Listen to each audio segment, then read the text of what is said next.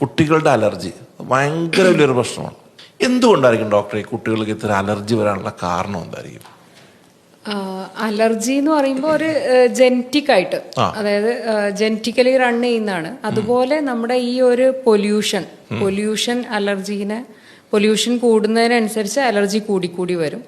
അതുപോലെ തന്നെ നമ്മുടെ ലൈഫ് സ്റ്റൈലും ഒരു 10 years ബാക്കുള്ള ഒരു ലൈഫ് സ്റ്റൈലല്ല ഇപ്പോൾ ഉള്ള ലൈഫ് സ്റ്റൈൽ.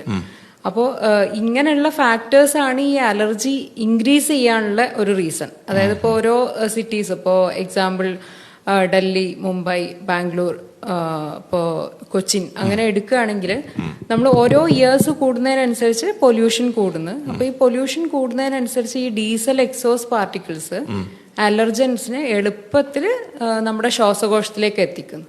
അപ്പോൾ അതിനനുസരിച്ച് നമ്മുടെ റെസ്പിറേറ്ററി അലർജീസ് കൂടിക്കൂടി വരും. അതുപോലെ തന്നെ ഈ ഫുഡ് അലർജീസിന്റെ കേസിലാണെങ്കിൽ ഇപ്പോൾ പണ്ടൊക്കെ നമ്മൾ മേ ബി ഒരു 20-30 years ബാക്ക് നമ്മൾ ഈ പ്രിസർവേറ്റീവ്സ് യൂസ് ചെയ്യുന്ന ഫുഡ്, അതുപോലെ ഈ ഇപ്പോൾ മയോണീസ്, പീനട്ട് ബട്ടർ, ചോക്ലേറ്റ്സ്, അതെല്ലാം കമ്പാരിറ്റീവ്ലി ലെസ് ആണ്. പക്ഷെ ഇപ്പൊ അങ്ങനെയല്ല, കുറച്ചും കൂടെ ഒരു പ്രിസർവേറ്റീവ്സ് ഉള്ള ഫുഡ്സ് കൂടുതലാണ്, ജങ്ക് ഫുഡ്സ് കൂടുതലാണ്.